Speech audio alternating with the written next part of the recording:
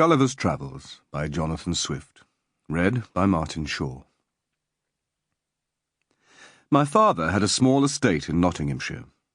I was the third of 5 sons.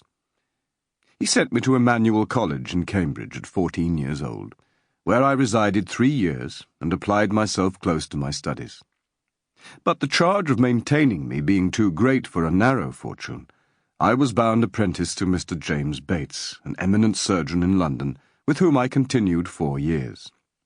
And my father now and then sending me small sums of money, I laid them out in learning navigation and other parts of the mathematics useful to those who intend to travel, as I always believed it would be some time or other my fortune to do.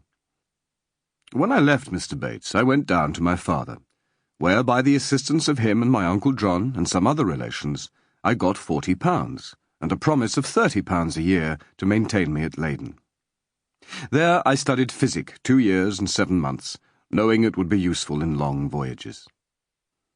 Soon after my return from Leyden, I was recommended by my good master James Bates to be surgeon to the Swallow, Captain Abraham Pannell, commander, with whom I continued 3 years and a half, making a voyage or two into the Levant and some other parts. When I came back, I resolved to settle in London, to which James Bates, my master, encouraged me, and by him I was recommended to several patients. Being advised to alter my condition, I married Mistress Mary Burton, with whom I received £400 for a portion. But my good master James Bates dying in 2 years after, and I having few friends, my business began to fail.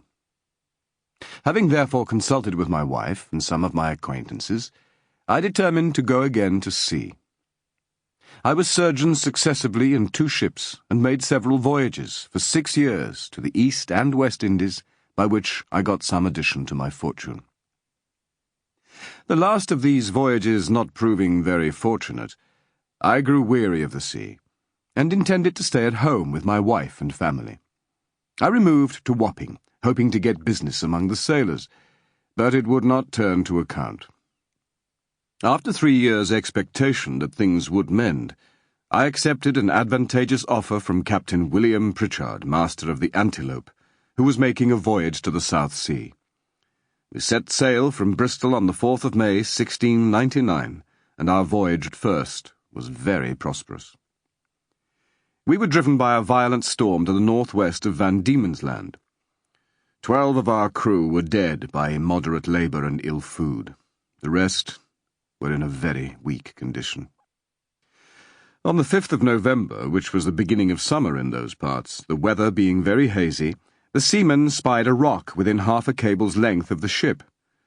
But the wind was so strong that we were driven directly upon it, and immediately split.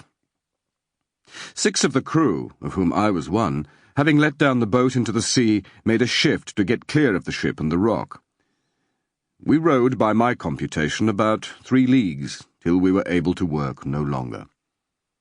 We therefore trusted ourselves to the mercy of the waves, and in about half an hour the boat was overset by a sudden flurry from the north. What became of my companions in the boat, as well as of those who escaped on the rock, or were left in the vessel, I cannot tell, but conclude they were all lost.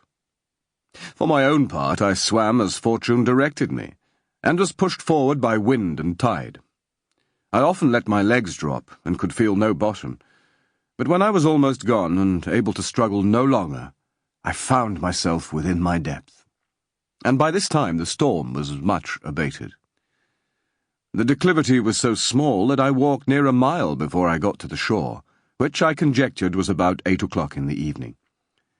I then advanced forward near half a mile, but could not discover any sign of houses or inhabitants.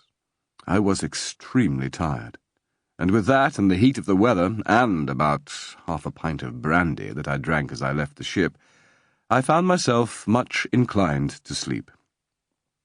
I lay down on the grass, which was very short and soft, where I slept sounder than ever I remember to have done in my life, and, as I reckoned, above 9 hours, for when I awakened, it was just daylight. I attempted to rise, but was not able to stir, for as I happened to lie on... Sample complete. Ready to continue?